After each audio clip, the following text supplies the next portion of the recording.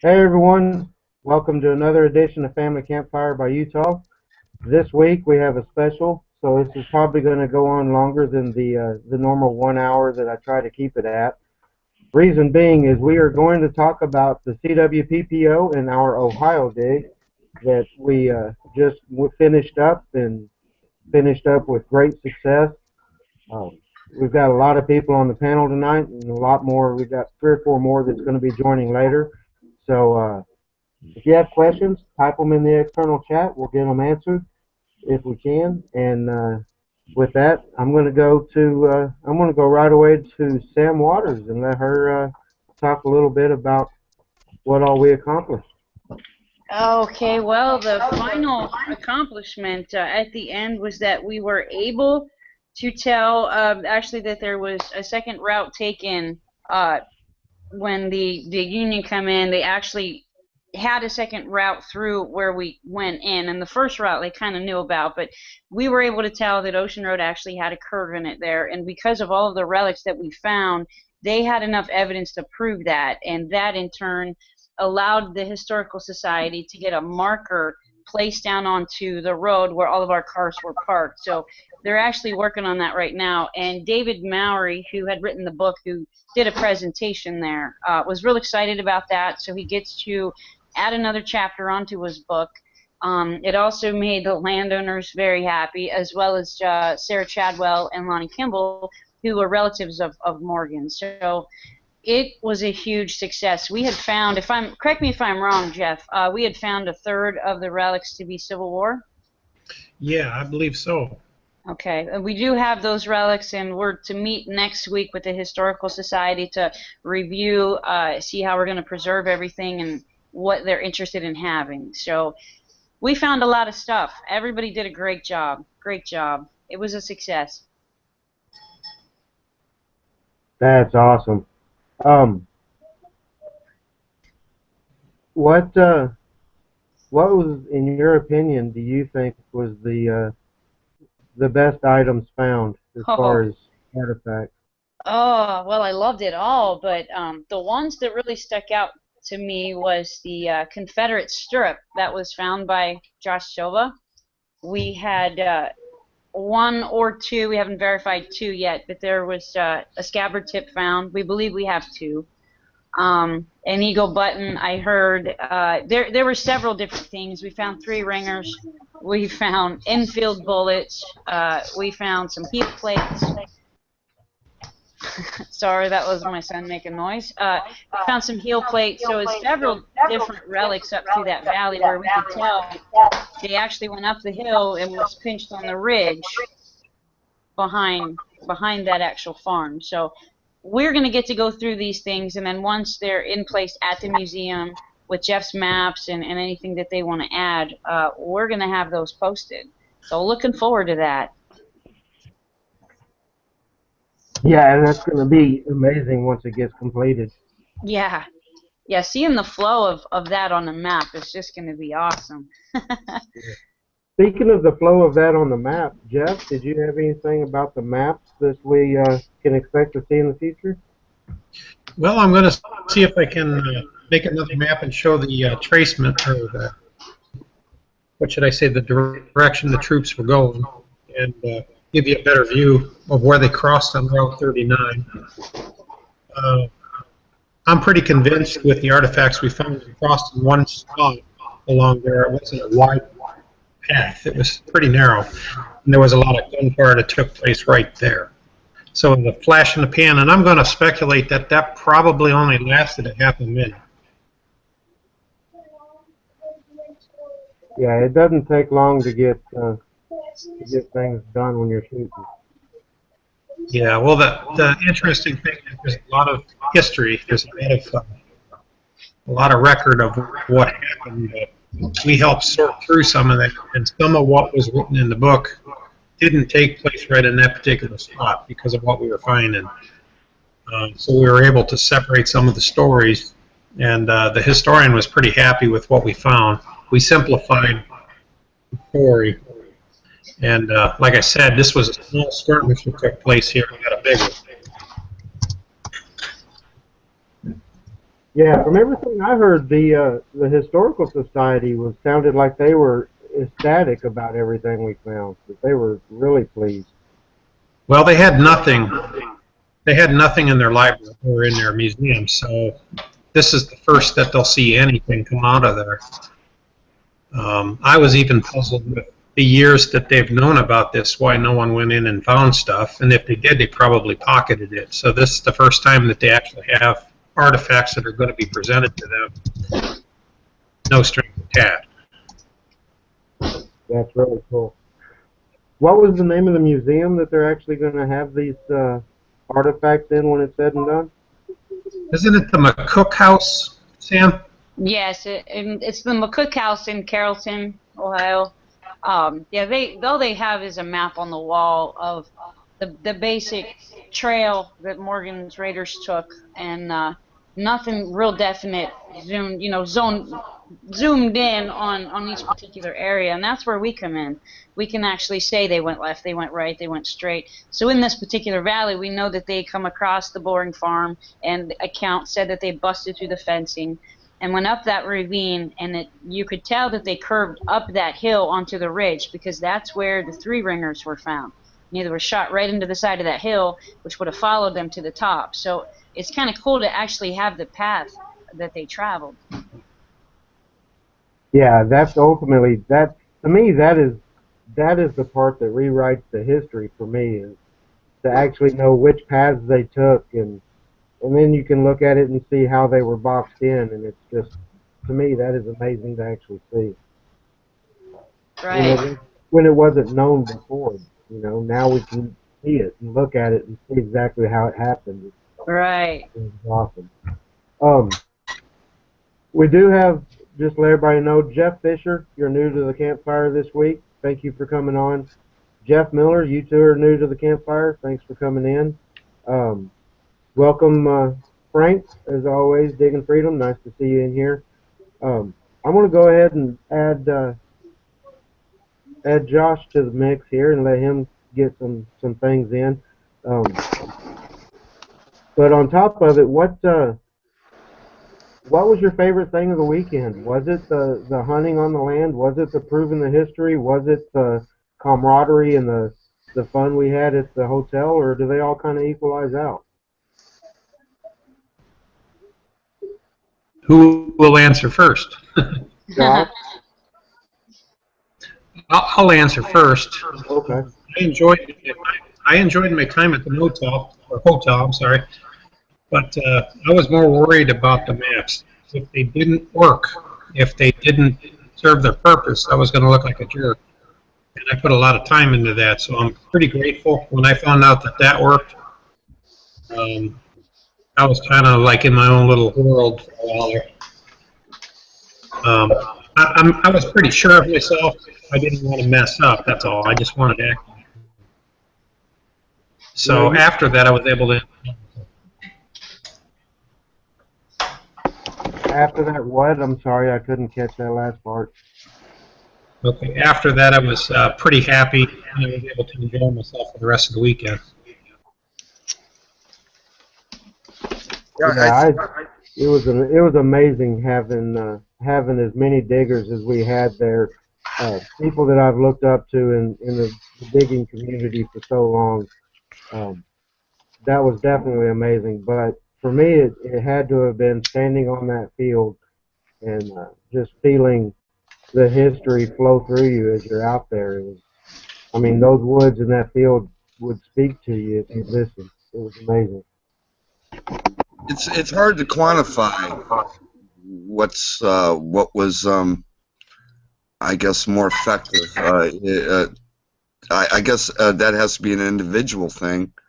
I thoroughly enjoyed meeting everyone and the camaraderie and just the sense of family. Really, that was what I was hoping for, and that's what came to be true. The finds, like I've always said, would be secondary. And once the finds started being revealed, then you knew you were really part of something kind of special. And I think once the find started being revealed, we became closer as a group, which I don't think any of us really realized until it started to really sink in, that we really were a special part of something together. That's what I took out of it. Yeah, it was definitely awesome once everybody started finding more artifacts, and were able to rule out the sections where we didn't think much had happened, but we still had to hunt them and rule them out anyway. Once we Right. got that accomplished, um, it really took on a new life of its own, and it was amazing to watch. Right. And that's why we said from the beginning, this was going to be a once in a lifetime experience, basically, to be able to meet that many great people in the hobby in one shot. And it really was. I mean, for many of us, it was a chance to meet people we had talked to or followed their videos for a while, or even see old friends again that we hadn't seen in a while. Yeah, I mean, it's kind of hard to start throwing out names because you'd have to really list everybody that was there. You're I mean, right. it was just amazing. Yeah. Oh, I know. I felt terrible. I tried to keep up with the live chat last night on the show, but there were so many names I couldn't mention them all, and there were a lot of great people in the chat last Yeah. night. I will say that one of my favorite experiences I had out there was with the Navarre guys. Um, I really learned a whole lot from watching them and being with them, and probably more so than I've learned in the hobby yet. I mean, it was amazing time watching them. Um, Hey, so. my favorite point was watching Kurt make a sandwich. Now I know how to make a sandwich.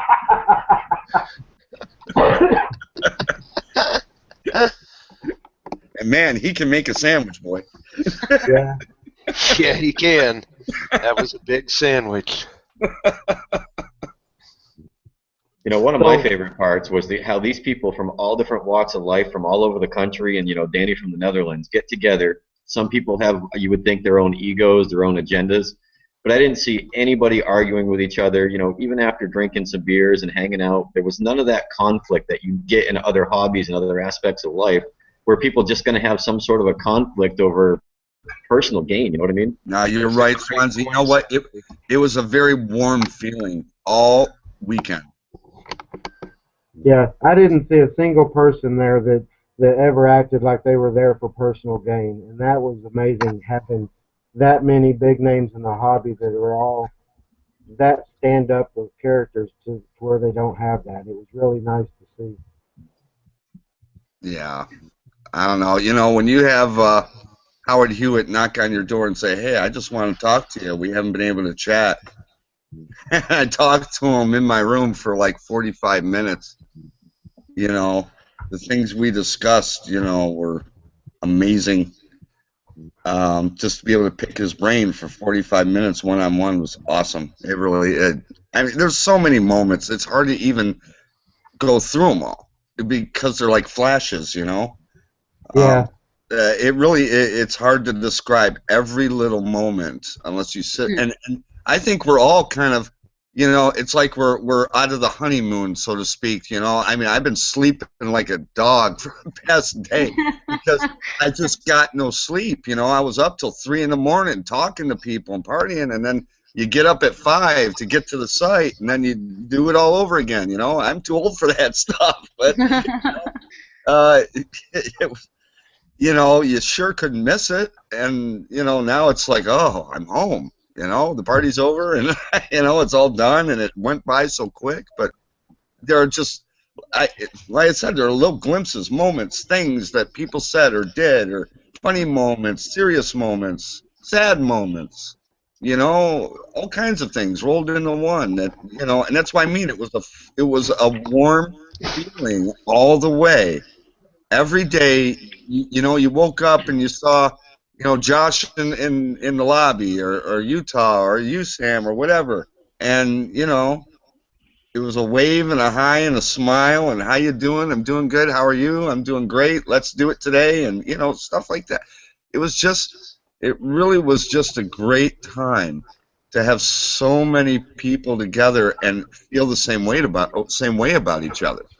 It really was. You could sense the brotherhood and the family. Really, I don't know. That's how I got what I took out of it, and that's Yeah, not including the dig itself. The dig is something completely separate. Right. yeah, And then to come in off the field and hear that Katie dug her first J hook. Oh, I know. Come on. How cool is that? Yeah. You know?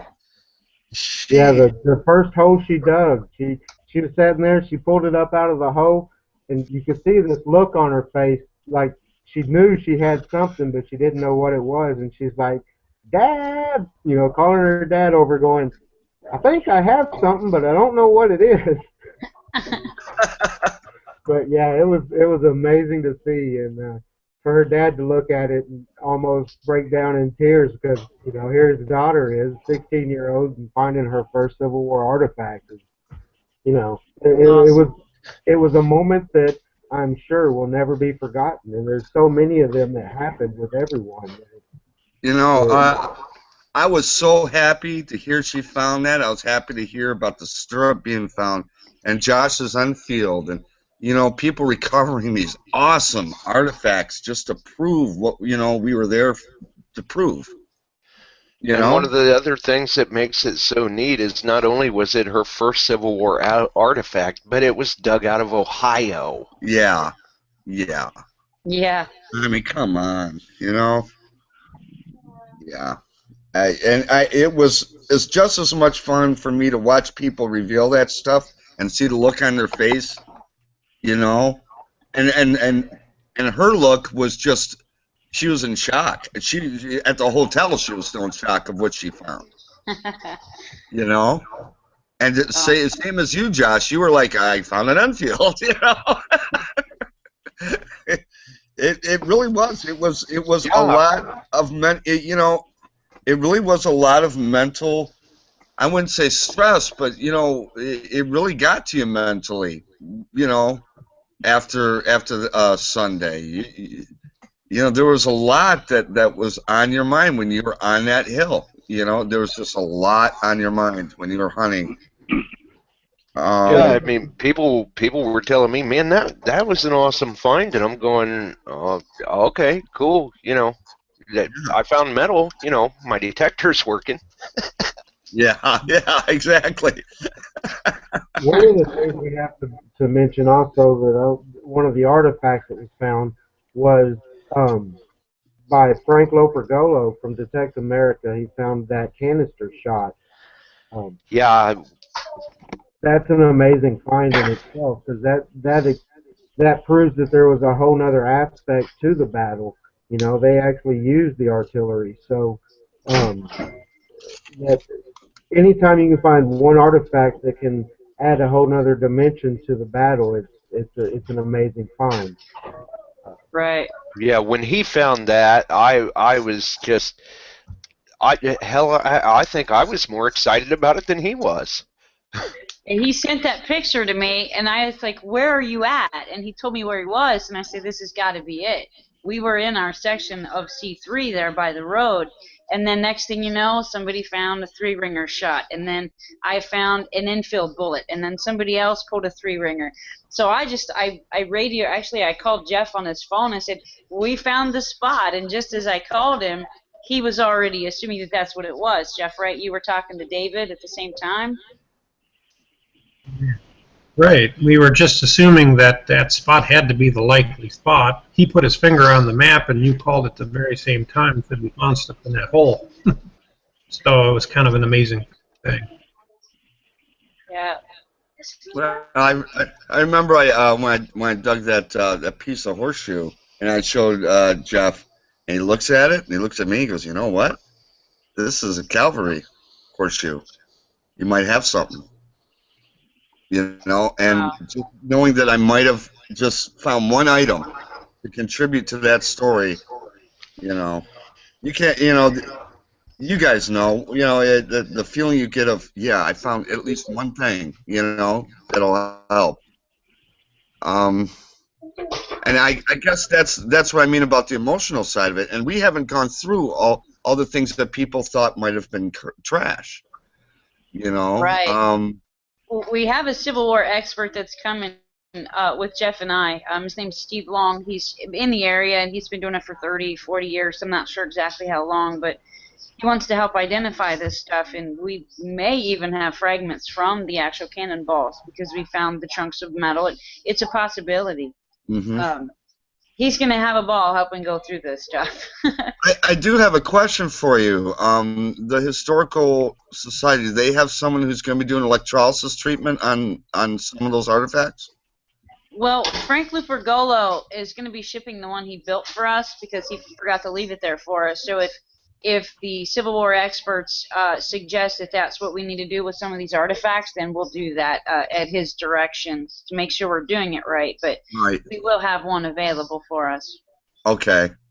The reason why I asked, there was one item I found that looks like a horseshoe, but it's not. I don't think it is. I think it's something completely different. But it had so much rust on it, you couldn't really tell what it was. Okay. But the only way you'll find out is through electrolysis. Okay. I'm not sure when it'll be here, but I'm sure it'll be here before next week. Well, I'm sure it'll be a long process anyway. There are a lot of items, recovered. And again, that doesn't include all the other stuff that people thought might have been trash. Right. Yeah. See, the hunt was just part of it. Now there's, it could take weeks or longer just going through, identifying, and documenting each of those items that were recovered. Yeah. Yeah, there were so many shotgun head stamps from the paper shotgun shells that I'm sure those alone are going to take a long time to go through and figure out which ones were period and which ones weren't. I mean, since Morgan's Raiders did use shotguns as their brush guns as they're going through the woods, some of them I'm sure were actually from the battle, but that's going to be in itself something that most people think, oh, it's just a head stamp, it's nothing, and it's just a head stamp, it's nothing, but it actually could have been from the battle, and to go through those alone is going to take some time because there were so many of them. Oh, I found so many of those. I found so many 22s, mushroom slugs, some that people thought might have been Civil War rounds that were like two-ringers that were mushroomed. They were so heavy you couldn't tell what they were. That rifled slug I found, that was just the weirdest thing I've ever seen. And that's a really nice piece because it has all the wording on it of what it is, but you couldn't really read it. It needed cleaning up. Little things like that, even if it doesn't have anything to do with the battle, still tells a nice little story on the side as well, because it was just so old. Right. Frank, I think follow up on that too. I think one other thing that people aren't catching on this too is, you might have been in a section where a lot of these finds weren't found, and that also helps eliminate areas where the soldiers obviously weren't at. Exactly. I know there was a lot of frustrated people who said, oh, these people are finding this in this section, but even if you were in a section where there wasn't a lot of finds, you're helping narrow down that database of where you should be concentrated on, and like Sam did with our group, she moved us. Well, Danny and I hunted across the road on Sunday, and we were there for about 3.5, 4 hours, and we covered it, and he found a couple of head stamps, I found a couple of head stamps, because we thought, well, maybe if someone went over here, and that's where I found that bone white patinaed 22 round that was mushroomed. And I thought, geez, this is just so old. It might be a stray bullet that might have been fired. That is, here you are. You don't know, but you can hunt a whole section, and maybe that's the only thing that's there is one little stray bullet. So, it is important to hunt those areas, even when you don't find anything. You might find one little thing, maybe, or not. But it is important. You're right, Swansea. I mean, it told me nothing was going on that side. That they didn't want to be in that area. They wanted to get out. Right. Yeah. And then on top of that, just the landscape and some of the old trees that were on the property still that were there back during the battle. Just to see those trees still living and still carrying on, it was just amazing. Um, I mean, I know there was one up on top of the ridge that had to be close to 6 foot wide at the base, with the trunks coming out of it, with the burls that are growing around the tree limbs because it's so old. It was an amazing sight to see that tree and to think of what all it has seen throughout history. Um, it really takes you back when you're on the field looking and seeing all that stuff. And then to stand back and see where we've made finds and where we didn't make finds, and you can sit there and kind of look at it and go, wow, they came right through this area. They didn't go that far because they turned and headed up this gully. I mean, it's just really awesome to sit there and see it all. It was amazing. Yeah, as everything was being found, you could really see what was going on.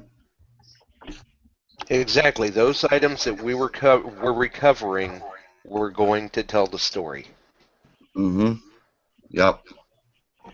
And you could tell how the Union had come up and flanked them on that ridge because Bill Stitt had found that heel plate that looked like a pony horseshoe. It was so cute.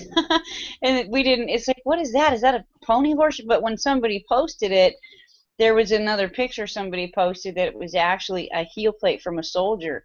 So that was their flanking point. I mean, we still have a lot to look through, but in my mind, that's how they would have pinched them in behind that property. Yeah, and that's what I mean.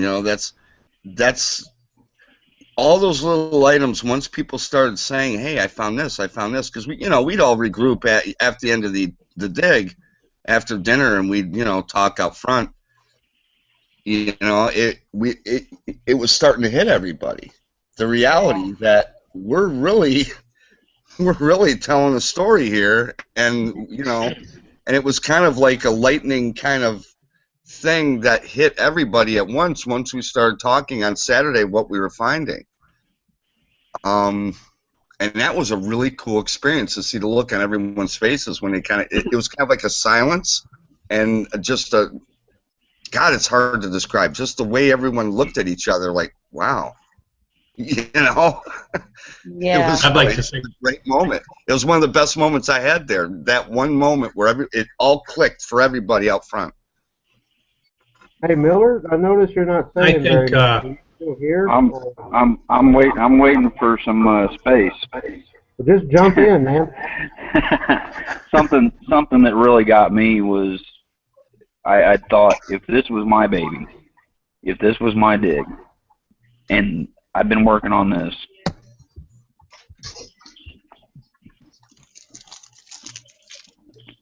Are you still there?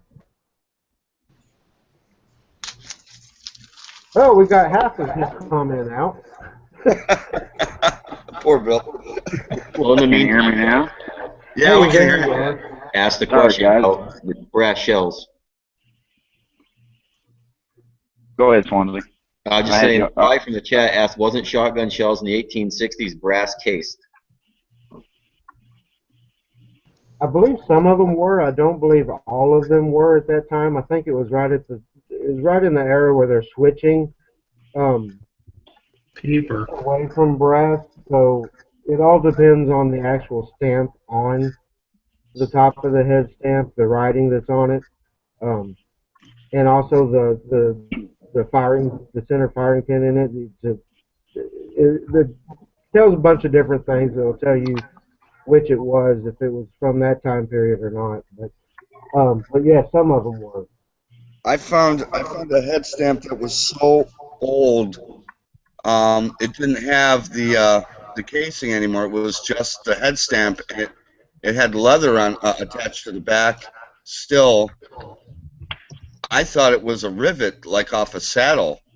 I was convinced that what it was. That's what it was because it didn't have the markings of a head stamp. And then I came to find out later, people were telling me that some of those shotgun rounds had leather in them. Wow. What was you saying before, Miller? Sorry about that. I had you on. I had my mic muted. Can you hear me? Okay. Yeah. All right. Now, something I was going to say that really struck me was, imagine if this was your baby, this was your dig, you started this. Imagine you're in Sam's shoes, and that day when we all came together, and she sees us rolling in, and this is actually happening for her. That's something that really hit me. And then to see everybody and actually realize, hey, these people are real, and there's other digging dorks out there just like me that love this stuff. Yeah, that's exactly how we all felt, I think, Jeff. The biggest part in that aspect that got me the biggest was when we were all following each other out there to that site. It was just like we were all on a mission, and you could see the cars for a mile and a half behind me. It was just awesome. Oh, Roger. The funny part, did you see the townspeople that were out when we were driving through the towns? The line of cars, it was like there was a funeral going on, you know? Roger Snell was riding with me, and I told him, I said, I wish I had a sunroof so you could stand up and take a picture out the sunroof of this line of cars. Oh, I know. You know, that would have been a for great Sam. shot. That would have been a great shot. Yeah. Oh, hey, Jeff Fisher, was there something you were trying to say just a moment ago? Yes, two things. Now, does anybody have any more footage on the drive to the site in the morning? I'd like to have all those headlights in video form somewhere. I shot some and I got a little bit. I'd like to put that in a video, but if somebody else has footage, I would be glad for it.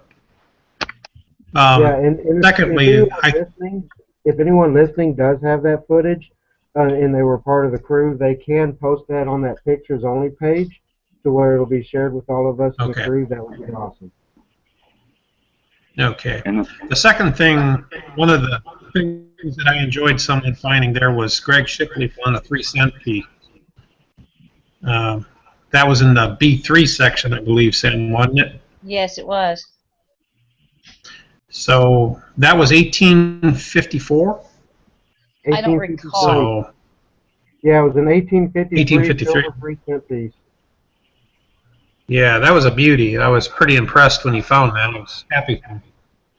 Yeah, So I saw think the video of that. Yeah, I seen it. I think he plans to give that to the museum because of the way he was writing. He said, here you go, Sam, something or another. The museum's going to love that. Yeah, yeah. Yeah, I did see a Facebook post where he was talking like, yeah, that's going to the museum. Yeah.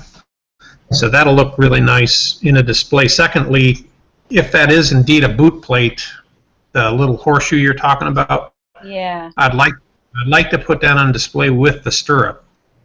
Okay. Those should be together. Okay. I think that would look pretty nice. That would be easier to explain to people what it is if you can show them the stirrup. Right, they would complement each other well. Yes, it would.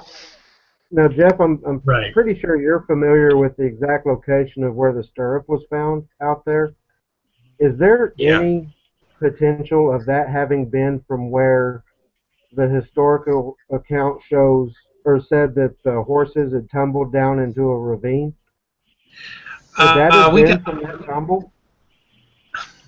Well, to be honest with you, after reading the history book with the historian while you guys were hunting, we started finding out that where they thought the battle took place didn't, because you were finding nothing, which was actually very good. The history started changing a little bit, and all of a sudden there became two stories, and it's not that both stories were wrong, it's just that that story was mixed in with a story that was written about where we were. So there were two stories in one. We were able to eliminate the one story. No, I don't think the horses tumbled down a hill on this particular site. That was the site before the one we were on. Okay. So actually, by what we were finding, there was no real place for the horses to tumble down. They were actually trotting up the creek. Yeah. Yeah, I'm sure the horses had better footing than I did. I'm sorry to laugh like that. I laugh at it myself looking Yeah. back at it. Well, But it was nice to get all of these stories and even listening to landowners, about their stories and putting these all into account. That's why we chose all of those certain sections to say what really happened, what really didn't happen. So we know now. There are other areas out there. When I was talking to David Maurer at the end of the second day, I actually asked him where was it supposed to have happened or in the story where they were shooting directly at each other in lines, and he said that would have been it was across the street from C3 on the Burson farm, I believe. So that area we still have access to, and I talked with DJ Yost a little bit, and when they crested that hill, it was really thick back there. He did see a smaller foundation there, but beyond that, they couldn't get past. Now, since the weather's changing, we're going to be able to go out there when this stuff is cleared out and everything is plowed and off of there. We'll be able to go back and try to locate some of those to put that story to rest. yeah, just make sure you watch out for that guard horse that was out there. It's on. Yeah, I seen that. He was charging a lot of areas out there. He was pretty protective of the area, that's for sure. Yeah, but we'll be across the street actually. I know it was just an amazing time by everybody out there that I've seen. All in all, I mean, you couldn't ask for a better time with a better group of people. It was amazing. Absolutely. I mean, I was able to meet and talk with so many great people over the weekend that, wow, just the memories alone will last quite some time. And I know there's a lot of us that are on the committee on the panel tonight. I do want to thank all of you because I know we've each put in tirelessly amount of hours and work in this. But Jeff and Sam, you two have both went above and beyond on everything. It seems like you've lived and breathed this for the past 3 months, it seems, at least. So thank you for putting all that together and all the work you put into this, because it really paid off. It really showed once the event took place. We definitely did some footwork. We did a lot of homework. We talked to a lot of people. We just, you do what you have to do to get the best outcome, to get all the information that you can. And now that, with this project almost completed, it's going to get other landowners interested. Once they see a lot of things and they begin to, trust us from the outside because they're on other properties, they may be contacting the Historical Society themselves, or if we're able to approach them, it would be easier, And that letter from the landowners is a great referral letter when you're going to somebody. Yes, I also received a message from Sarah Chadwell, who's the relative who was out there of John Morgan and Lonnie Kimball. She was crying with joy. She said, "You brought life back into me and my nephew Lonnie." And she said, "You don't have any idea what this means." She says, "I've been waiting for years to hear about that particular area." Because her family, her family home, the Morgan family home, is right next against that property. So it's kind of just putting that puzzle together for her that helped her put her mind at ease and to be able to see what exactly happened out there. She was very excited, very excited. Yeah, that was an awesome letter that she wrote us, and to be able to answer the questions that the families had for generations since that's just a whole other aspect of awesomeness to it. You're right. That's just amazing. Josh and I were talking about this this morning, actually, and really, I think, Sam, it's going to be a much easier sell for you once these artifacts are cleaned up, documented, things come out, YouTube videos come out, that sort of thing, where people, you can say, hey, go look at this site, go look at this channel, go watch what happened there. It's going to be an easy sell for people to get on board and grant us permission there, because once they see what what was really done and how it was handled, and who was there, and the reverence that everyone had for the property, it's going to be an easy sell, I think, for you. I think the permissions are going to come very, very easily. Yeah, and you I know, think the Historical Society is actually going to help line some of these properties up. So we Yeah. won't even really have to do a lot of searching. Right. Right, you won't have to worry much about No. that. Another thing that really stuck out to me is the fact of you're doing a great job when you've even got the recorders and the historical society coming up and commending you about how you're filling the holes, how the way you're conducting yourself with identifying the finds and your recovery techniques and stuff like that. And Right. for those people to take notice, that was really neat. Yeah. Well, and we had a helper on Team L. It was Jerry. I don't remember his last name. William. Him and his little boy, and I thought that was the sweetest thing. Them out there together, doing the guy thing, and helping us out, and making a memory for them, for both of them. And he even posted a picture and something about it on Facebook. Yeah. It was nice. He was interested in helping dig next year, and he was also going to get his son a metal detector so that he can be on board too. It's great. Hey, Yeah. Sam, you have a question from the chat. Chris wants to know if we can do this next weekend. Actually, I'm planning on going to the site, maybe with a few people. I haven't really asked a whole lot of people. I didn't get a chance to ask Jeff or John Parrish or Bill even. But since we still have some access out there, I wanted to go out, next weekend, the weekend after, depending on when we can get out to hang out with the landowners and explain to them that there's a couple of spots we'd still like to check, and she's perfectly fine with it, but I want to let her know who all is going to be there and how long we're going to be there, so we just don't show up and do it and then leave. But we'll still be recording the things that we find the way that we just did over the weekend, so it'll still all be logged, so we may have more items for the museum before we even get in there.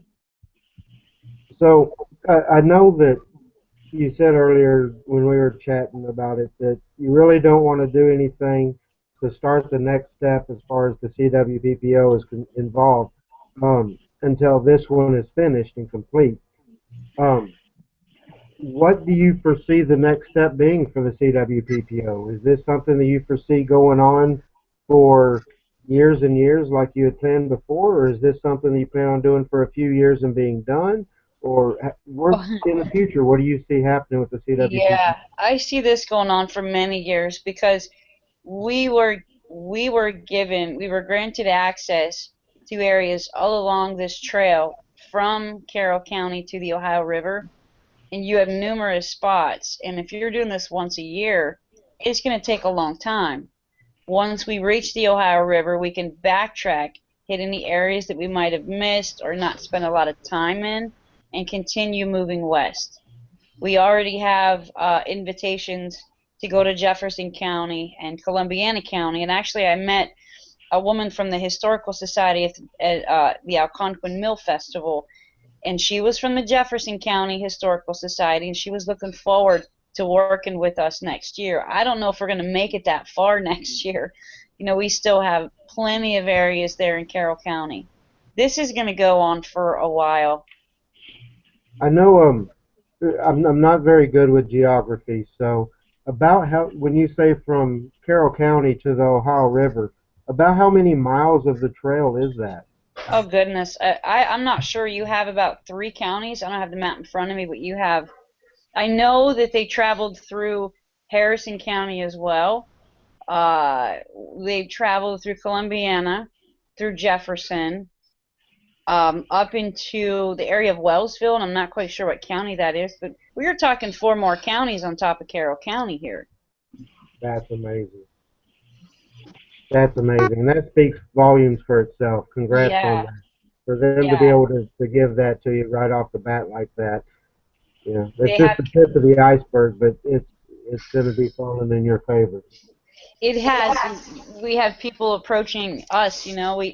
like I said, the woman from Jefferson County Historical Society, before we even started this dig, approached us. I can't wait till you come over. We have several stories. We have this farm. We have this farm. We have this family. And she talked for a while. And then we had other people coming up saying, this happened on this property just up the road. So I wrote all of this stuff down. Even though they're stories, it's just like what we did. We have to, drop some people in, see what we find, and create that story. So I wanted to give my brain and body a rest by trying to jump into the next project, but we're going to finish doing what we need to complete this one while throwing around ideas for the next one. I mean, personally, I have other things I need to do to boost up the organization as far as what I need to be required to have my proper 503 or however. That's in the process right now. So there's other things I need to get done first to kind of guide it in the right way. Well, and you know well that we didn't find everything that was there. No, absolutely not. And even if we go out there again, we're going to find more stuff, and we're still not going to find it all. We're going to do our best, to plot the story and create that flow of travel. Right.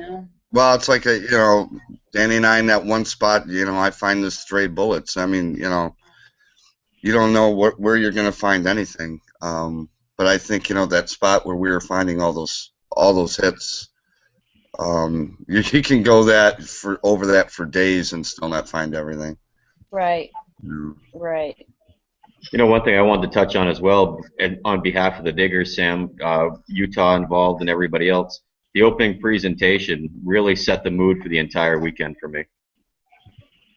Yeah, they had good ideas. I mean, Utah had a great idea at writing the letter. I didn't even realize that my uncle had written a song called Brother to Brother, that it was Civil War, until my aunt actually passed away in the hospital just recently. So it was a couple of weeks before the dig that I found out, and I thought that would be kind of cool to honor my aunt and uncle by playing that there, and it was a perfect song. And then Lonnie, being the relative of Morgan, he actually creates his own CDs, he produces his own CDs, and the version that Utah wanted was more mandolin than voice. So Lonnie created one better that everybody could understand it. I wanted to keep it open so that it all wasn't pointed at me during the presentation. So I wanted to include the crew, whoever wanted to talk, whoever wanted to say anything at all. And I think it went well. I'm not sure. I mean, sitting out in the audience looking at me, I'm not sure how they took it, but I knew how I tried to make it, be perceived. So hopefully it got to everybody like that. Yeah, I know for me, Lonnie was absolutely amazing. I mean, him to recreate that song by ear and to play it the way he did, that was just absolutely amazing. But then on top of that, you also had the fact of the outfit that they gave me to wear. Wearing that jacket and pouch and hat with a flag in it, that was above and beyond. And that, I honestly did not see that affected me as much as it did. Utah, you were shaking.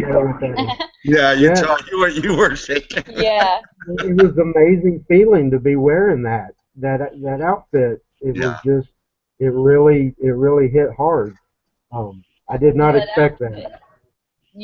I don't know if anybody really knows, but that outfit was donated to a family member in Virginia's family, and it had been in movies and documentaries. Yeah, it was amazing. I know that. Yeah.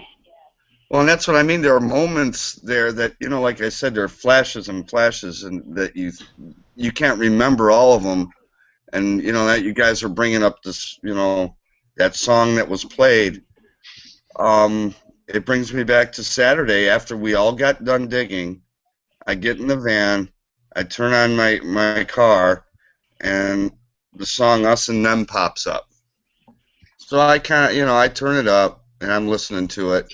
I'm tired, my back's killing me, and I start listening to the words of that, and I'm thinking, man, this song really does, fit well for where we're at right now. And I just turned the volume all the way up, and people are looking at me all crazy, like, what the hell is this guy doing? And I'm just kind of sitting there listening, and, you know, and Victoria walked by, and she looks at me, and she gives me the thumbs up, and she goes, yeah, I get it. And kept walking and smiled, you know. It was pretty funny. But it's just little weird things like that that happen to me. Yeah, there was something else that was really weird. Before we had the dig and the presentation, there was this song that I wanted to kind of play at the end of the presentation. It just so happened, Jeff Fisher, a few days later, I was thinking about it. He said, you know, there's a song we really should play at the presentation. And it turned out it was the same one. It was actually Renegades from the Ex-Ambassadors. Cool. When Lonnie Kimball was out on the field taking these photos for himself, by the time we got back to the lodge, he had a slideshow up on the wall. It was awesome. And then he said, I hope you don't mind, but I took it upon, you know, my own self to rewrite a song in my own version to play during this part of the presentation. I said, yeah, that's fine. I trust you. I turned around to walk to the tables, and he starts to play Renegades, Ex-Ambassadors. So what he's going to do is he's going to take this slideshow, and he's going to put this onto several CDs with that song in his own version, and then he's going to laser etch, if he's able to do that, onto the CDs our logo, and then he's going to donate those to us to be able to sell to help for next year's funding. That's So cool. that was great. That was great. Coming from Morgan's relative and a good friend of mine. And I've known him for 16 years and didn't know till before the dig he was related to Morgan. It was unbelievable. Well, my question is Jeff Fisher going to reproduce his topographical map in a miniature form so everybody can buy those as well? I don't know, that one there took me a great deal of time, but I'm sure. I was going to say, I think that was enough work for you the first time around, wasn't it? Yeah. That took me a good 2 months, right, Sam? We started August 16th. Yeah. Yeah, you know, Jeff, one thing you might think of for the next one is a 3D printer. Yeah. Oh, those aren't cheap. Those aren't cheap. But it would save it. You also have to have a model to use. Yeah. Yeah. I say you set it up and take a picture, print them out, and sign them. I'll take one. Well, I do plan to take. I think if you take a picture of that, I'm going to superimpose that on Google Maps, and then you'll be able to see the terrain better. That's worked for me before too. I'm going to try that. Okay. I know it was an amazing model you made. It was breathtaking. Well, you know, some people don't know how to read a topo, and for those that do, it adds a little bit more to it when you can actually trace the valley with your fingers and know about where you're at on the map by just looking at it. Right. Now, Jeff, is that going to go in the museum with the relics? Yeah, I'm considering that. I put time into it right now, and I want to finish it up. I got a little bit. I want to work on it a little more yet, and then I think that would deserve a place in there. Yeah, It would sure. It would enhance the artifacts. Now, the funny thing is, I don't really know what we found because I concentrated so much on keeping people in their positions that I actually didn't go through the bags. So I keep hearing about all these things, and I still haven't even seen it yet. I didn't even know until I presented them to. So it's gonna be like Christmas for me. Yeah, I know there was all kinds of stuff found. It's amazing. On the group page, you know, everyone's posting all the pictures, and it seems like every 10 minutes there's more pictures coming up that are breathtaking. It's like, wow. Yeah. Here it is Thursday. I did see. We're still flooding. Yeah, when I did see some pictures, I was pretty impressed with what was found. One of the best pictures that I saw that Josh's Abbey made was the picture of the American flag in a puddle, in a reflection. That was amazing. I seen that. That is the coolest picture And you know what I liked about it? It's grainy. It looks beaten, because you have the gravel road underneath. But still standing strong. And if you really look at it, it truly was a great capture of that weekend. Now, Yeah. it wasn't the battle flag, but it did show really what that weekend was about, in a sense, for me anyway, when you look at it. She's good at what she does with that stuff, and Got talent, boy, I'll tell you. she got that one, and the picture that Utah just really seems to enjoy, if I remember right, was gotten by my wife. Mhm. Yeah, the picture of me doing my part of the presentation in the outfit had Yeah. the Confederate flag behind me in color, and everything else is in black and white. It was just absolutely an awesome picture. Even though it did have me in it, I still liked it. How about I've that got a sunset Saturday morning from the fire department? Oh, that was great. What a beautiful sunrise was amazing. And then there was other pictures that were taken just of the area, just of the landscape in the area and all. Like Miller, you took a picture that was absolutely breathtaking of the horses over on a hill. Um, That was the first evening when we went to check out the site. That was on the way back up to the vehicle. And then it was just a silhouette of the horses on top of the hill and some trees. It was great. I think I'm going to blow that up and put it on the wall. Yeah, I know I would. That was an amazing picture. Galen, Did anybody? I'm sorry, go Did ahead. anybody happen? Okay. Did anybody happen to record the moment of silence that was performed by Josh Silva? I did. I would love to. I would love to have a copy of that. I didn't see it posted anywhere. It's still on my phone. I've still got Okay. files. I'm trying I to sift through. I just wondered if anybody caught that. I'd love to have that. Yeah. When you can, I have- Josh, if you post that on the pictures page, that would be awesome. Yeah. I also have video of the song and also Utah's letter on video. I've just got to upload it. I've also have, I believe it's all of Howard's speech poem and presenting you with your thing. Wow. Yeah, that's one thing I learned from last weekend. I need a camera that actually has memory instead of an iPhone. Me too. I mean, I barely could capture what I could, and I was like, oh, Yeah. Galen asked if we could talk about what all we found and what the best find was, and it's really hard to say, Galen, because really each find that was there is kind of equal. They're all part of a story. I would say, to sum it up in a nutshell, the best finds were that we found that we were successful with the goal that we set out to do, and the friends that we found while we were there. Mm-hmm. Yeah. Yeah. That and to find the true story of what happened there, and to bring that to light, and to be able to tell these soldiers' stories after over and over again. That first night, that Saturday, it was, when people rolled in on Thursday, it was, hey, how you doing? We kind of partied a little bit and talked and, got that out of our way. And then Friday, we kind of did a little bit, but everyone was kind of tense because we knew we had to get up early. And, so it was a little bit more low-key on Friday. Saturday, there was a euphoria. I guess that's the best way to describe it. There was a euphoria when people, after dinner, gathered in the front, and it all hit us. All these little finds, yeah, we're actually proving something happened here.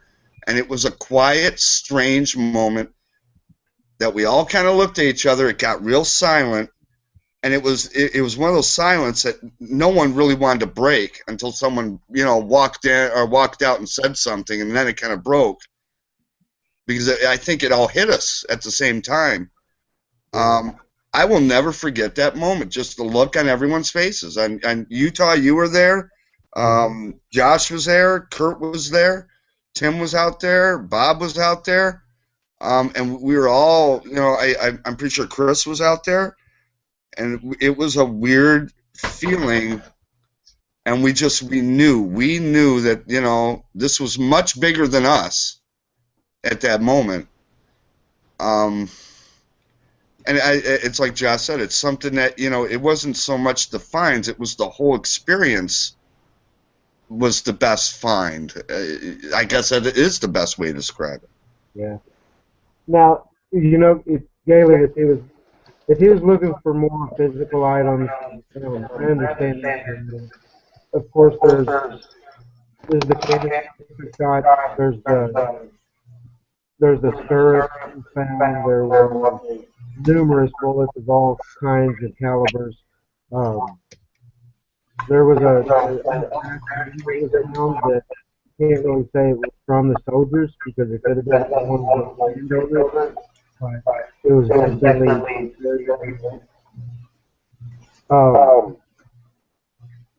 Frank, I think I'm echoing through your computer there. There was all kinds of stuff that was found. Canister shot, name it, pretty much found, with the exception of weapons. I mean, there was two scabbards. Just all kinds of stuff. It shouldn't be me you're echoing, and I've got the external muted. But I can turn on my volume. Maybe that'll help. It's echoing through your speakers. All right. Sorry about that. I'll turn my volume down. That'll probably help you. I get a good question from the external chat on YouTube. Darla Seafluke just said, does anyone plan on gathering all the video and photos to create a documentary of the event? Sam? I'm sorry. If that question was for me, I apologize. I had a knock on the door, and my house got toilet papered. No, that's all right. Okay, I'll repeat that for you, Sam. It's going to be a mess out there because it's raining. Go ahead. Darla was asking if anybody plans on gathering all the video and photos to create a documentary of the event. I think that I'm going to work with Jeff on that. I don't have the equipment, the video equipment. I don't have anything but an iPhone. And I'm hoping to, have him help me because it's foreign to me. With just an iPhone, I can't create it. So I'm glad that Chris had come up with all of the photo page so that we can go on and snag things to the museum. We'll have the whole story to be able to create that. And as well as, media, magazines, people that are waiting on our story have to wait until we get that part of it done in there. Yeah, what I'll do for you, Sam, I'm on that page. I'll upload all the video clips of everything I found, and also all the pictures, so you have it and you can just. I don't know if you can pull video from that page though. I can find out. I mean, Jeff, I know you're hammered with a lot of stuff as it is. Lonnie Kimball actually does a lot of the videography and such, so we could absolutely utilize him.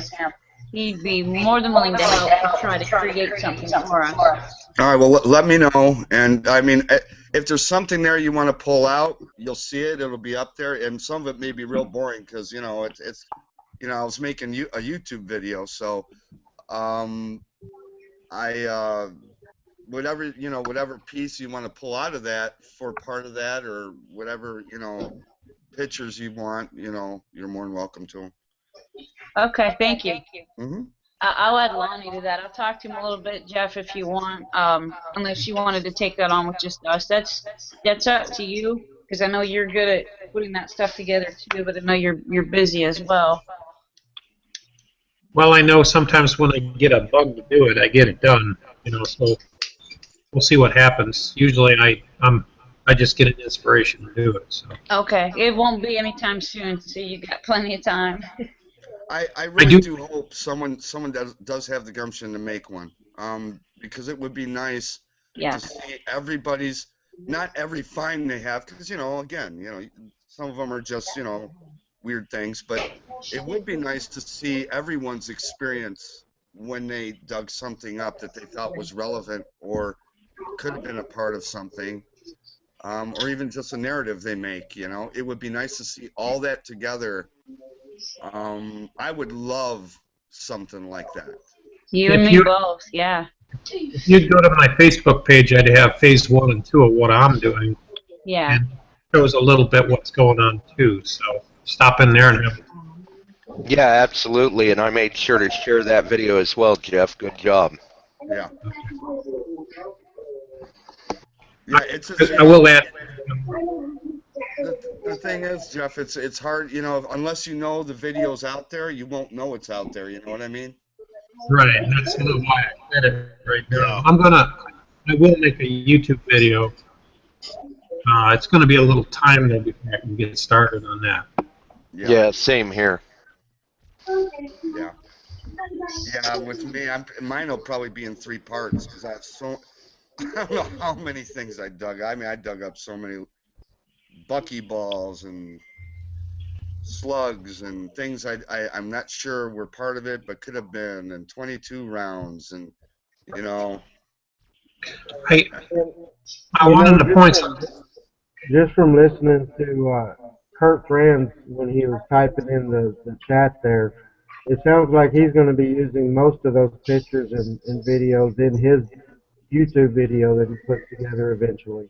yeah, So who knows? He may be willing to take his video and edit a little bit more and make it. Everyone knows his editing is top notch. So. yeah, yeah. That was kind of the idea I had. I was going to try and pull some people's pictures and start my video out with just pictures of everyone together and scenery and things like that, and and then go into the dig itself, my experience of it anyway. Um, that's how Kurt I did was say going to that do it's it. going to take him He a probably couple has of the months. same idea. Yeah, Frank Kurt said the same thing, but he said it's going to take him a couple months to do it the right way, the way he wants to do it. Yeah, I know. There's a lot of footage and a lot. Yeah, really, there is a lot.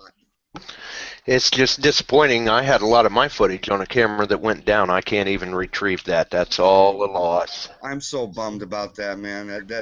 My heart breaks for you. It really, I would be heartbroken if everything I had on that iPhone got lost, because that was my experience, and I know that was your experience. I'm so sorry to hear that. Yeah, I know I only took a couple pictures, but I took mental notes of absolutely everything. It was just memories that I'll have for the rest of my life. It was amazing. Well, and it's funny. You go back, you think about it, and you're like, man, I miss taking a picture of this or videoing that, or because there was so much going on and things happen. Sometimes they just happen like that, and you can capture them. Things you should have done that you thought you had time to do, but you just couldn't, or I don't know. We were talking about just getting teams, pictures of teams and things like that. We just didn't have time to do it. You Yes. know. And then other things you couldn't have done that you find, you realize you did after the fact, like belly dancing out in Yeah, that's a great moment that I captured. Oh, there's some much worse moments than that. What's Joe going? Don't do that again. That was really disturbing. Yeah, no, I saw some really awkward moments of signatures that really did not look good. I think I've got a couple of those pictures. I do Oh, too. you got to Josh. post those. Oh.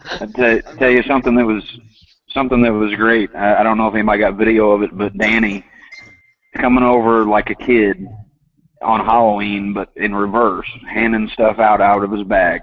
Yeah. Oh, yeah, that was great. Oh, man. That was very humbling, and see his excitement to be here, and just and him being nice enough to bring all that stuff just to hand out. Mm-hmm. Jeff, some of it was so personal. That was the big thing too. Is he listens to what people say in these chats or whatever else. He brought actual personal items based on a lot of these individual people, and was so selfless to do this. Frank did the same thing.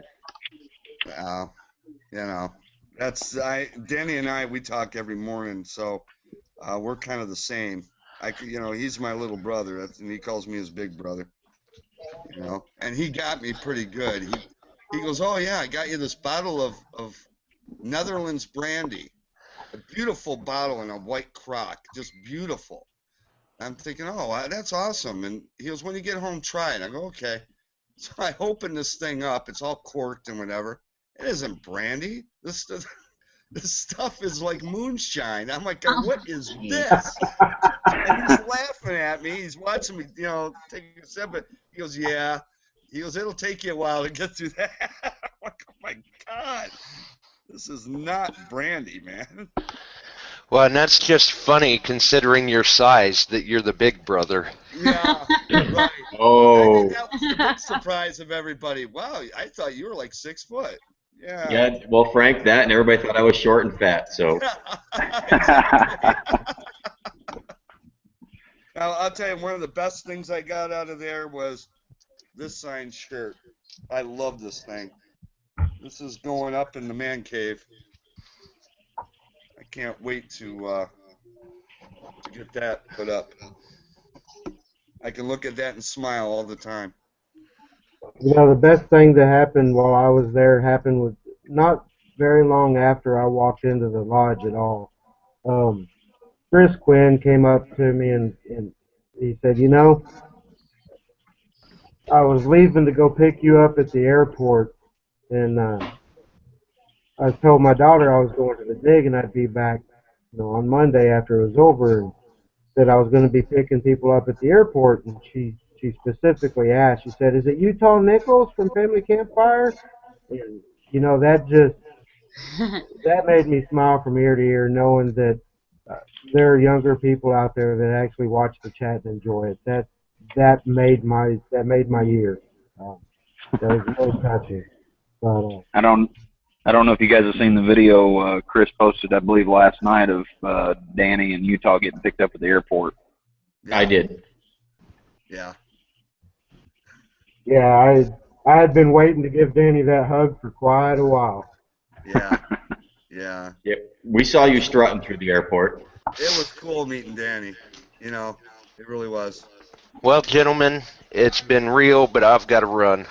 All right, take All right, care. Josh, you take care. Thanks for coming on, Josh, and Talk to you for later. everybody watching. If you guys aren't watching Beyond Sight and Sound on Wednesday evenings, you're really missing an awesome show. Josh does an amazing job. So go over to 1,000 Mics, check it out, and you won't be sorry. Very kind. Thanks, Utah. I'm going to roll out. We'll see you. Take care, Nice. Josh. Thanks, Josh. You know, another kind of neat part of this whole situation was how many people went out of the way for other people to make sure they got to this dig site. Yeah. You know, like even a guy like Rusty Fawcett, who lives in Pennsylvania and I live in New Hampshire. My rental car thing wasn't going well, and Rusty says, you know what, I'll swing up there to Pittsburgh, I'll pick you up and we'll go out there. The rental car went through fine, but Rusty met me at the airport just to make sure I could get to the dig site without getting lost on the way. A guy I've never met before in my life is willing to drive out of his way to make sure that I was able to get there on time without anything in return, you know? Yeah, Rusty's a pretty good guy. He's a great hunter. Good guy. I think most of the people there are like that, though. Oh yeah. Everybody there was just so kind. Like I said, it was a weird experience meeting everybody because everyone just, it's like everyone knew each other even though we didn't. You know what I mean? Right. Yeah.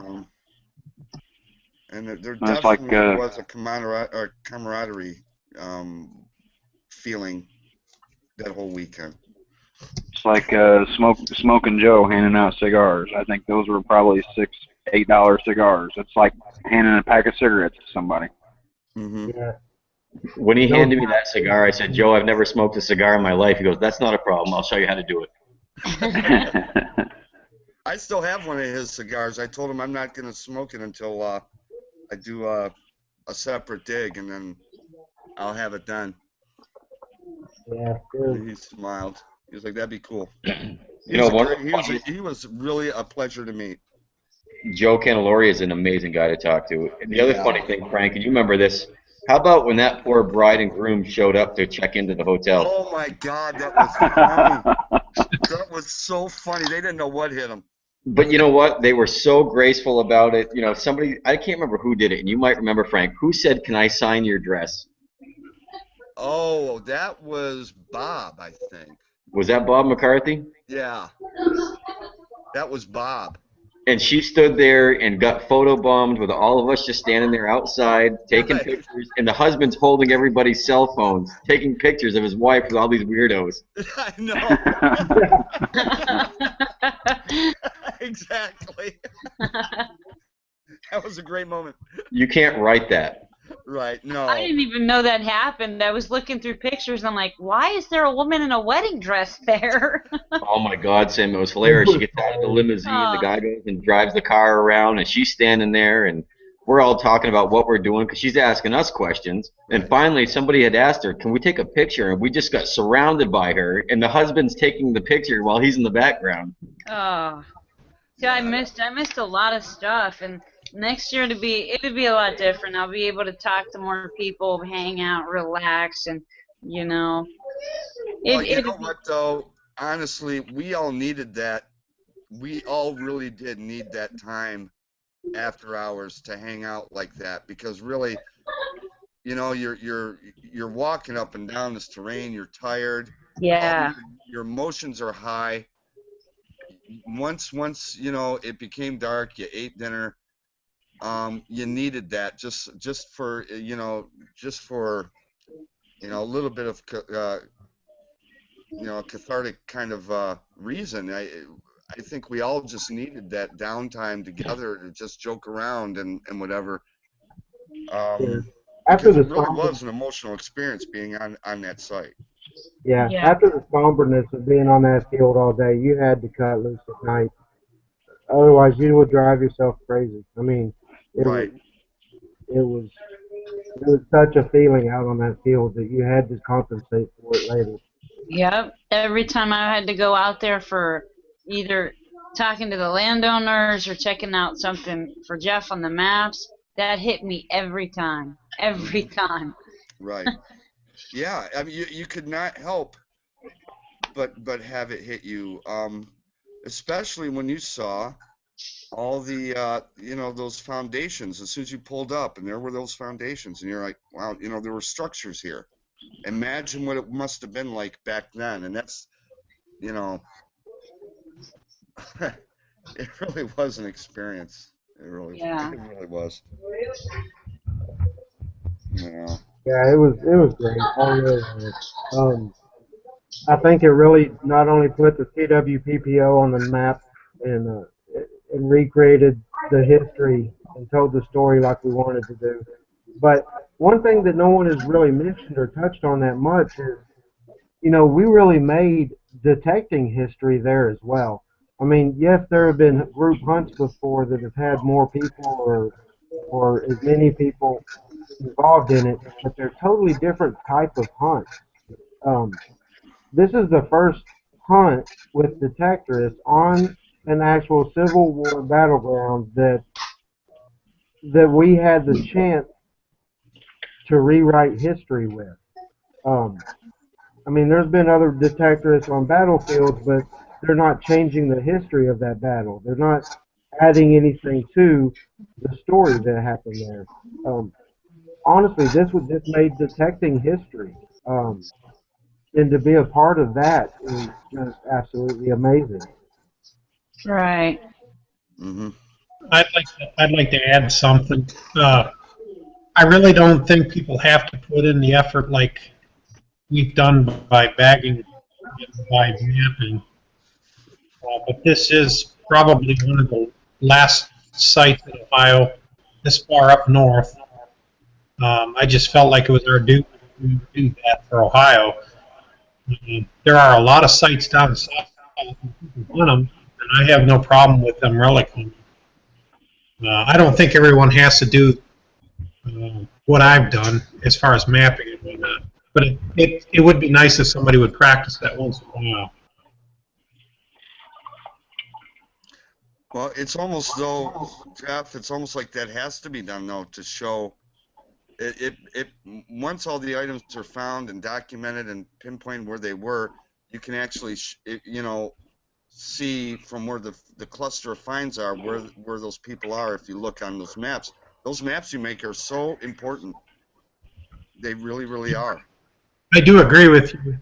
I know it was important for me to do that. it has been a goal of mine for years to work on a project like this. I got my chance, but I think some people might think that I require that from everyone. I think people can go out and have fun and enjoy the hobby. I think sometimes when we find a site as important as this one, sometimes it would be good to consider how would we tackle that site. Are we going to be able to do it correctly? Are we going to be accountable to what we're finding there?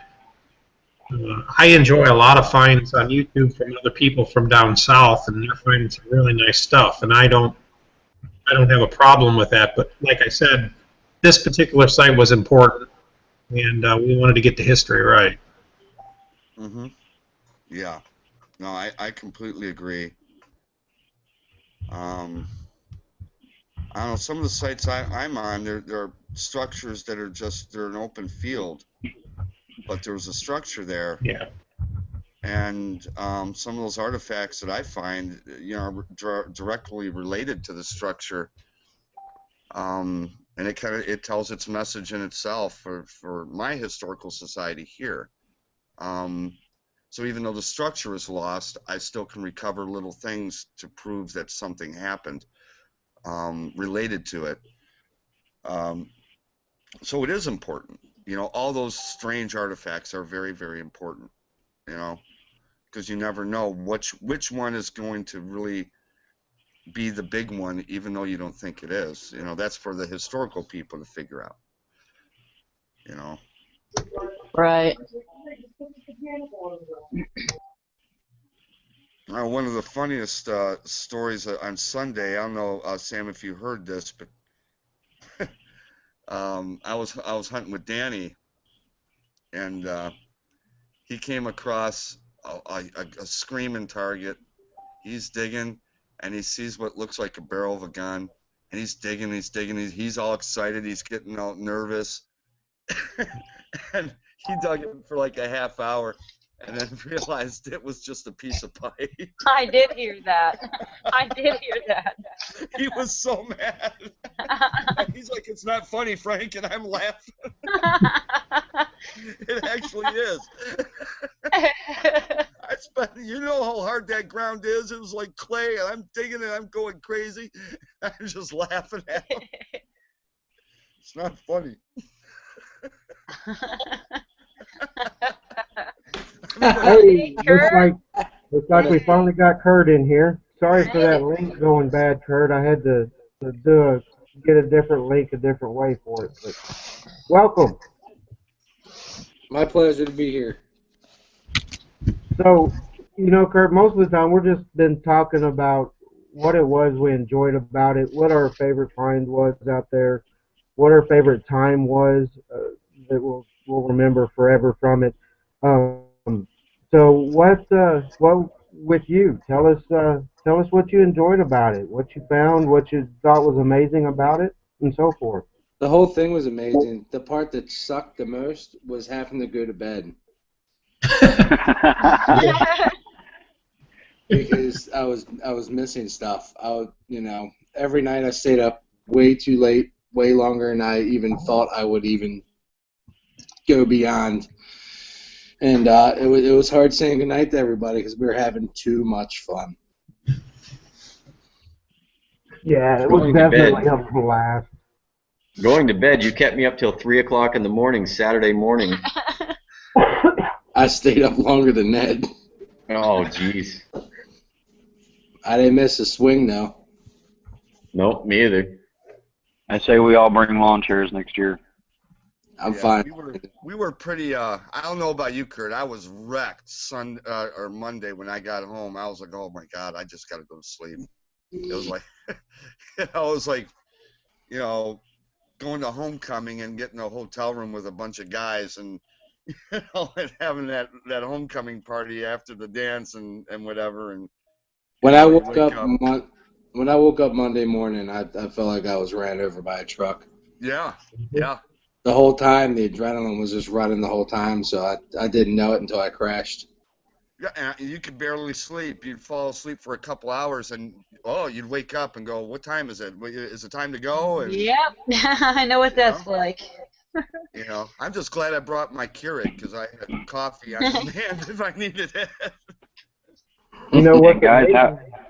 There's actually a group of people that went hunting on Monday, um, away from the site. They actually went hunting on their own private permissions they got. But you had Bob's Digging It, Tim James, Katie James, Chris Quinn from Atwoodson Softball or Dirt Fishing Ohio. They all went out Monday together and hunted private permissions together. And I don't know how they did it. I really do not, because I would have I been there. couldn't hardly move. I Of did course, I that with rode down the hill. Leighton and Josh, because we were supposed to hook up that day, all of us, and miscommunication, whatever. But Leighton and Josh and I went out and did our own too, You And know, one, Dominic and Mark from New Hampshire did the same thing on Monday. and that was cool. That was really fun. one thing I do have to mention though, Chris, on this private permission they got, I'm not sure the age of the house they were in, but it was definitely old. Because at this private permission, he actually found an eagle button, which was his first ever eagle button. Just simply amazing. Um, and I'm still floored by this and extremely humbled. But um, he actually gave me his first ever find of an eagle button. It's definitely going to be cherished forever. You know, I can't believe that he gave me that eagle button, but it's definitely going to be cherished forever. Wow. I know, right? I was like, I can't believe it. I'm still floored. It still hasn't fully sunk in, but it's definitely going to be cherished forever. I know that. and guys, how about the energy of Howard Hewitt? The guy's an animal. Well, or the non-energy. We know how he keeps his energy because when he goes swinging, he leans up against a tree. And Right. You got to take a nap once in a while, I guess. Yeah, that picture is one of the best pictures of him sleeping next to a tree. Somebody put a button about 4 feet from his foot. Yeah, that's a great picture. That's a picture I want a copy of so he can sign it for me. He posted earlier something about anybody can get a 8x10 copy of that to him. Gets a handwritten poem. Oh, I definitely will.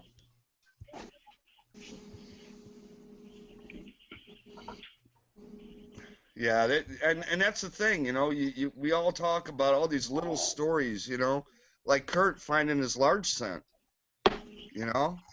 He's like, well, I'm going to go in the thatch because I don't think anyone's touching the thatch. And that's where he found his largie, Just Where I little found- stories, little snippets like that you don't hear unless you're outside hearing that, everyone's day. I thought that was an awesome find, finding that largie. If anyone's going to find one, it's going to be you, Kurt. Well, Frank, did you see I that found- we also had Vic Tucker on our team that found the large cent and the 2 cent piece? Yeah, yes.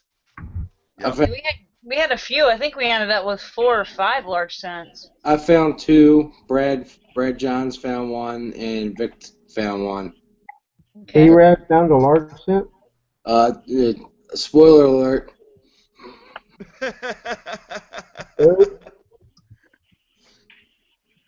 That Yeah. is awesome. Nah, that was cool. Wasn't there a second 3 cent piece found also? I don't believe so. I believe it was a seated dime. Yeah, I think there were okay. 2-seated dimes, I believe. Hey, Chris. And someone found a trime, I thought. I heard someone found a trime. Yes, there was. It was right up about 30 yards from where I was swinging, which was really awesome because the guy he started screaming right away, "Fucking mister!" Yeah, it was amazing to watch that happen and play out as well. And it was a beautiful, beautiful trime. I mean, it looked like it was minted and dropped right away because the detail on it was amazing. Oh, that's great. Yeah, I love hearing stories like that, man. And that's what I mean. You hear everybody's individual experience. Yeah, that was cool. Hello, Chris. Welcome. Hey, Thank you. Chris. Good to be here. I've been watching the whole time. Oh, and Chris, Danny's mad at you. He wanted me to tell you that. Yeah, For leaving him that plate. He's mad at you. I knew if I gave it to him when he was awake, he wouldn't take it. No, he wouldn't. That's Danny. He'll give everything. It's hard for him to accept anything, you know? So once he fell asleep, I gave it to Utah and told Utah to give it to him. Yeah. Yeah, it was really emotional for him. I know that for sure. Oh, it was. It was. Trust me. When he showed it to me, he looked at me. He's like, "Really, Frank? Really?" Sam, are you going to have to call it quits for the evening? Yeah, I got a few things to do, and I got to make sure that, my boy's in there sleeping and not on his phone. So, Okay. duty calls. Thanks again to everybody that showed up, and it was wonderful. I can't wait to see more videos and the final. I mean, it's been great. I appreciate it. Thank you all so much. Thank you you, for all Dan. your hard work. Thanks for coming in and chatting with us about it. And like I'm sure for everybody there, I feel the same. And I can't wait till the next one. Yeah, me Oh, same here. yeah. I can't wait till the next time. I really can't. All right. Well, you guys have a good night.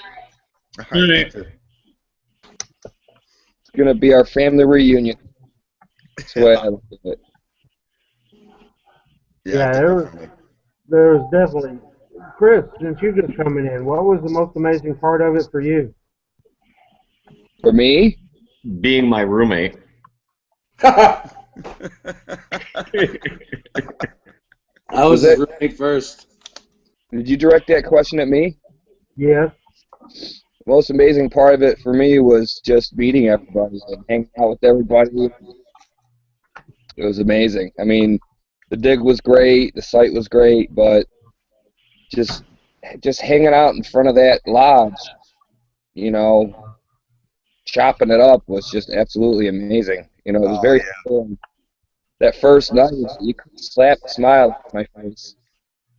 I'm standing next to legends like, Kurt and Howard and I mean, I can't even name drop everybody. Everybody. It was amazing. You said the most important too.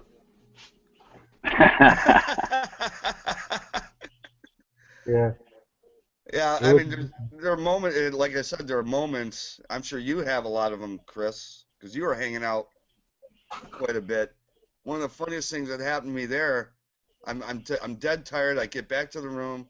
Danny's sleeping because we were rooming together, and I close my eyes. I start sleeping, or starting to drift off, and he starts talking in English. And I wake up and goes, "He awake?" And I look at him, and he's dead out sleeping, but he's talking in English in his sleep. Yeah. I was laughing. Well, Chris, me and Chris were sitting on the couch next to him, and as he was sleeping, and he starts talking about bazookas and stuff like that, and we were like, "Yeah, I don't think I want to wake him up." It's funny when you realize he's actually sleeping, but now he's Dutch, but he's talking in English. That was the funny part that I thought. Yeah. He was a riot. He was an absolute riot. Yeah. Yeah. Chris, I don't know if you remember Danny when he met us there Saturday afternoon, and he was talking about his accent, and he said something about let's go to Walmart and eat some roadkill, but he said it without his foreign accent. It was hilarious. Oh yeah, when he was trying to sound southern. Yeah. Yeah, that was pretty good. Yeah, his southern accent needs help, but funny. Yeah, it was really a great time by all. I honestly can't think of anything bad about it at all. It was awesome. I have a question for Jeff Fisher. What was that, Jeff? You still working on maps, Jeff? Yeah, I'm answering Facebook right now. I'm always doing something, aren't I? Very good. I gotta slow down and just pay attention to everybody else around me. I kind of missed. I wish I could go back and do some things over on that trip. I just didn't get to meet everybody, and I had my nose to the paper, and looking back, it's like, man, I wish I would have spent just a few more minutes doing this or that. Yeah, it's easy to look back retrospect, but now you know what to do different next time. You didn't swing at all. Yeah, did you? well, it was a pleasure. No, I didn't. I had my detectors. They were in the truck. I just felt like what I was doing was important, and that had to be done. And if I would have taken the time to do that, I didn't feel like I was doing Sam justice, so I wanted to help her. Yeah. Yeah. Well, Yeah, thanks you for and that, and I Sam say next time swing. Yeah. It'd be a pleasure to swing with you next time, man. Yeah, you and Yeah, Sam well, we'll get her definitely done. put a lot of work in there. It's She the got amount to of go, work and you put in it. she was swinging, and I was glad for that. So it was her gig, and I wanted her to do that. What's the next I was step? glad to be in the woods with everybody. You think about it. She picked, or it was a perfect weekend. I mean, it did rain, but it held off long enough. We were able to get in there. It wasn't cold, no wind, beautiful day. Oh, Saturday was amazing. It was a great day. Yeah, and even when it did rain, you still had the time up in the woods to get kind of shelter yourself from it enough to where it didn't affect things that much. Right.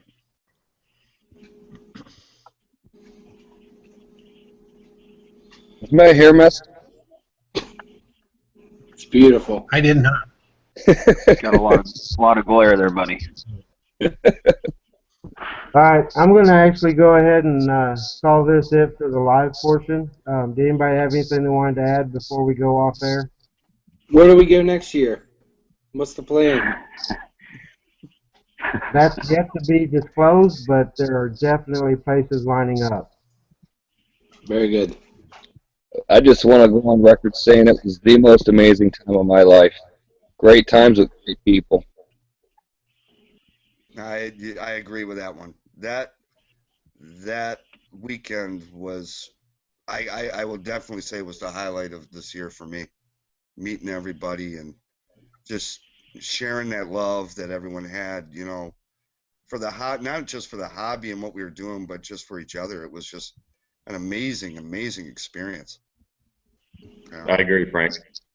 It was I've awesome. never done a group dig of this proportion, and to actually leave my comfort zone from New England to go out to Ohio and just, like I said before, no conflicting attitudes, no conflicting interests, everybody getting along. It was just absolutely epic, regardless of the fines. The purpose was amazing. Don't get me wrong, that was awesome. But to get this caliber of people from all over the country and Danny from the Netherlands in one spot, Right. epic. And you didn't know what to expect. You rolled in there and you didn't know what to expect from people. And as No, soon as, I had no clue. No clue at all. As soon as you roll up and there they are and like, hey, you just felt comfortable right away. Yep, picking out names that you can recognize them from the YouTube channels or the Google chats or anything like that. Then the other people that you don't know who they are, so you have to walk up to them and say, "What's your name?" Right. Yep. It was a little like the metal detecting Grammy. Yeah. It was. Yeah. It definitely was. Yeah. It made you feel like a rock star a little bit. It was. It was like the Lollapalooza metal detecting.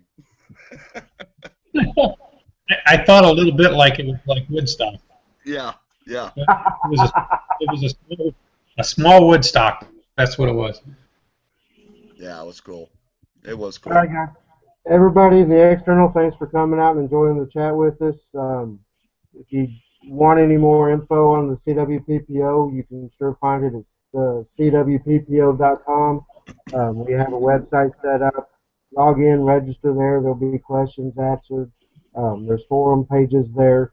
For everyone else, thank you guys for coming on. It was a great chat. Great time to sit down and talk to you all about it. And until next week, everybody, we'll catch you later.